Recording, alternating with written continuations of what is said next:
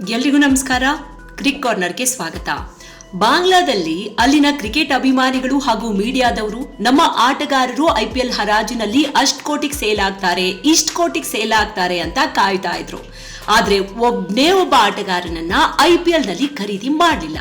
ಈಗ ಅವ್ರು ಹೇಳ್ತಾ ಇದ್ದಾರೆ, ಅಂದ್ರೆ ಬಾಂಗ್ಲಾದವ್ರು ಹೇಳ್ತಾ ಇದ್ದಾರೆ, IPLಗೆ ಬಾಂಗ್ಲಾ ಆಟಗಾರರು ಬೇಕಿತ್ತು, ಆದ್ರೆ BCCI ಕುತಂತ್ರಕ್ಕೆ ನಮ್ಮ ಆಟಗಾರರು ಬಲಿಯಾಗ್ಬಿಟ್ರು ಅಂತ. ಹೀಗಂತ ಬಾಂಗ್ಲಾ ಅಭಿಮಾನಿಗಳು ಹಾಗೂ ಬಾಂಗ್ಲಾ ಮೀಡಿಯಾಗಳು ಬೊಬ್ಬೆ ಹೊಡಿತಾ ಇವೆ. ಆದ್ರೆ ಮಂಗಗಳ ಹಾಗೆ ಯಾಕೆ ಮಾತಾಡ್ತೀರಾ? IPL ಯಾರದು? IPL ಅನ್ನ ನಡೆಸ್ತಾ ಇರೋದು ಯಾರು? ಢಾಕಾದಲ್ಲಿರುವಂತಹ ಬನಿಯನ್ ಅಂಗಡಿಯವರು ಈ IPL ಅನ್ನ ನಡೆಸ್ತಾ ಇದ್ದಾರಾ? ಏನಂತ ಹೇಳ್ತೀರಾ? ಈ IPL ಅನ್ನ ನಡೆಸ್ತಾ ಇರೋದೇ BCCI.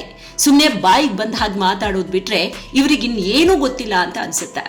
ಈ ಬಾಂಗ್ಲಾದೇಶ ಇದೆಯಲ್ಲ, ಇದು ತನ್ನ ದೇಶದಲ್ಲಿ ಹಿಂದೂಗಳನ್ನ ಮಟ್ಟ ಹಾಕೋದಕ್ಕೆ ನಿಂತಿದೆ.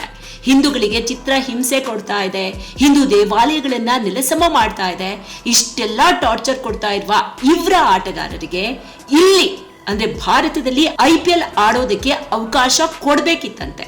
ಈ ಆಟಗಾರರಿಗೆ ಕೋಟಿ ಕೋಟಿ ಹಣವನ್ನ ಕೊಟ್ಟು ನಾವು ಸಪೋರ್ಟ್ ಮಾಡ್ಬೇಕಿತ್ತಂತೆ. ಇವರನ್ನ IPL ಹರಾಜಿನಲ್ಲಿ ಖರೀದಿ ಮಾಡ್ಬೇಕಾಗಿತ್ತಂತೆ. IPL ಆಡೋದಕ್ಕೆ ಪರ್ಮಿಷನ್ ಕೊಡ್ಬೇಕಾಗಿತ್ತಂತೆ.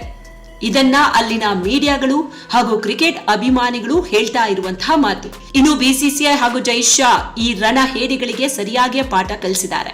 ಇದೇ ಬಾಂಗ್ಲಾದೇಶ ಟೀಮ್ ಇಂಡಿಯಾ ವಿರುದ್ಧ 100 ಮ್ಯಾಚ್ ಸೋತಿರ್ಬೋದು.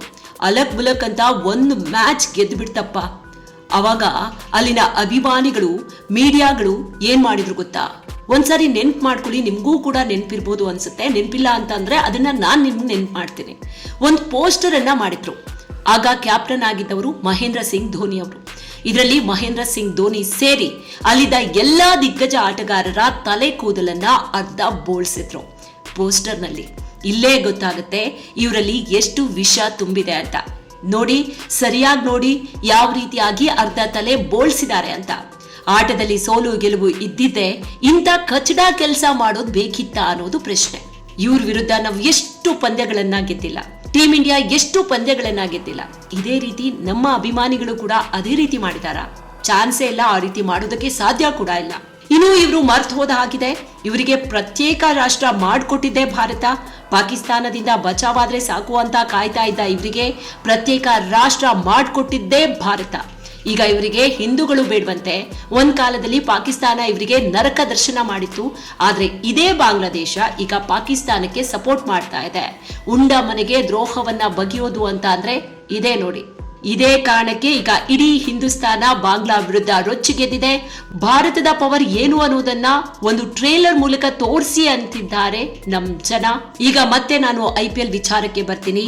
IPL ಮೆಗಾ ಹರಾಜಿನಲ್ಲಿ ಈ ಸಲ ಬಾಂಗ್ಲಾ ಆಟಗಾರರನ್ನ ಯಾರೂ ಕೂಡ ಖರೀದಿ ಮಾಡಲಿಲ್ಲ. ಈ ಬಾರಿ ಯಾವ ತಂಡದಲ್ಲೂ ಕೂಡ ಬಾಂಗ್ಲಾದೇಶದ ಆಟಗಾರರಿಗೆ ಜಾಗ ಇಲ್ಲ. ಈಗ 2 ವಿಚಾರದ ಬಗ್ಗೆ ಚರ್ಚೆ ಆಗ್ತಾ ಇದೆ. ಅದು ಏನು ಅಂತ ಅಂದ್ರೆ, ಹಾಗಾದ್ರೆ ಬಾಂಗ್ಲಾ ಆಟಗಾರರಿಗೆ IPL ಆಡೋ ಟ್ಯಾಲೆಂಟ್ ಇಲ್ವಾ? ಎರಡನೇದು, ಬೇಕಂತಲೇ ಬಾಂಗ್ಲಾ ಆಟಗಾರರನ್ನ IPL ನಿಂದ ಬ್ಯಾನ್ ಮಾಡಲಾಗಿದ್ಯಾ ಅಂತ. ಅಂದಹಾಗೆ ಬಾಂಗ್ಲಾದೇಶದ 12 ಆಟಗಾರರು IPL ಹರಾಜಿಗಾಗಿ ಈ ಸಾರಿ ತಮ್ಮ ಹೆಸರನ್ನ ನೋಂದಾಯಿಸಿಕೊಂಡಿದ್ರು. ಆದ್ರೆ ಯಾವ ತಂಡ ಕೂಡ ಇವರನ್ನ ಖರೀದಿ ಮಾಡಿಲ್ಲ. ಪಾಕಿಸ್ತಾನವನ್ನ IPL ನಿಂದ ಸಂಪೂರ್ಣವಾಗಿ ಬ್ಯಾನ್ ಮಾಡಲಾಗಿದೆ ಈಗಾಗಲೇ. ಪಾಕ್ ರೀತಿನೇ ಈಗ ಬಾಂಗ್ಲಾದೇಶದ ಆಟಗಾರರನ್ನು ಕೂಡ ಇಂಡೈರೆಕ್ಟ್ ಆಗಿ ಬ್ಯಾನ್ ಮಾಡಲಾಗಿದೆ ಅನ್ನೋದು ಇಲ್ಲಿ ಕ್ಲಿಯರ್ ಆಗಿ ಕಾಣಿಸ್ತಾ ಇದೆ. ಇನ್ನು ಬಾಂಗ್ಲಾದೇಶದಲ್ಲಿ ಯಾವ ರೀತಿ ಪರಿಸ್ಥಿತಿ ಇದೆ, ಹಿಂದೂಗಳನ್ನ ಯಾವ ರೀತಿಯಾಗಿ ಬಾಂಗ್ಲನ್ನರು ನೋಡ್ಕೊಳ್ತಾ ಇದ್ದಾರೆ ಅನ್ನೋದು ದಿನ ಮೀಡಿಯಾಗಳಲ್ಲಿ ಬರ್ತಾ ಇದೆ, ನ್ಯೂಸ್ ಪೇಪರ್ಗಳಲ್ಲಿ ಬರ್ತಾ ಇದೆ. ಅಲ್ಲಿನ ಹಿಂದೂಗಳಿಗೆ ಯಾವ ರೀತಿಯಾಗಿ ಚಿತ್ರ ಹಿಂಸೆಯನ್ನ ಕೊಡ್ತಾ ಇದ್ದಾರೆ, ಹಿಂದೂ ದೇವಸ್ಥಾನಗಳನ್ನ ಯಾವ ರೀತಿಯಾಗಿ ಧ್ವಂಸ ಮಾಡ್ತಿದ್ದಾರೆ ಅಂತ ಹೇಳಿ ನೀವು ಪ್ರತಿದಿನ ಕೂಡ ಕೇಳ್ತಾನೆ ಇರ್ತೀರಾ. ಇದಕ್ಕೆ ನಮ್ಮ ಭಾರತ, ನಮ್ಮ BCCI ಕೊಟ್ಟಂತಹ ಎಚ್ಚರಿಕೆಯ ಗಂಟೆ ಇದು. ನಿಜಕ್ಕೂ ಬಾಂಗ್ಲಾದೇಶಕ್ಕೆ ಎಚ್ಚರಿಕೆಯ ಗಂಟೆ. ಇದೇ ಕಂಟಿನ್ಯೂ ಮಾಡಿದ್ರೆ ಪಾಕಿಸ್ತಾನದ ಹಾಗೆ ಬಾಂಗ್ಲಾ ಕೂಡ ಪ್ರಪಂಚದ ಎದುರು ಭಿಕ್ಷೆ ಬೇಡಬೇಕಾಗತ್ತೆ. ಹುಷಾರು ಅಂತಿದ್ದಾರೆ ಜನ. ಈಗ ನೀವ್ ಹೇಳಿ, ಬಾಂಗ್ಲಾದೇಶ ಮಾಡ್ತಾ ಇರುವಂತಹ ಇಂಥ ನೀಚ ಕೃತ್ಯಕ್ಕೆ ನಾವು ಅವರ ಆಟಗಾರರಿಗೆ IPL ನಲ್ಲಿ ಆಡೋ ಅವಕಾಶವನ್ನ ಕೊಡ್ಬೇಕಾಗಿತ್ತ? ನೀವು ಕೂಡ ಇದಕ್ಕೆ ರಿಯಾಕ್ಷನ್ ಅನ್ನ ಕೊಡ್ಬೋದು, ರಿಯಾಕ್ಟ್ ಮಾಡಬಹುದು. ಕಮೆಂಟ್ ಬಾಕ್ಸ್ ನಲ್ಲಿ ನಿಮ್ಮ ಅನಿಸಿಕೆಗಳನ್ನ ಕಮೆಂಟ್ ಬಾಕ್ಸ್ ನಲ್ಲಿ ತಿಳಿಸಿ.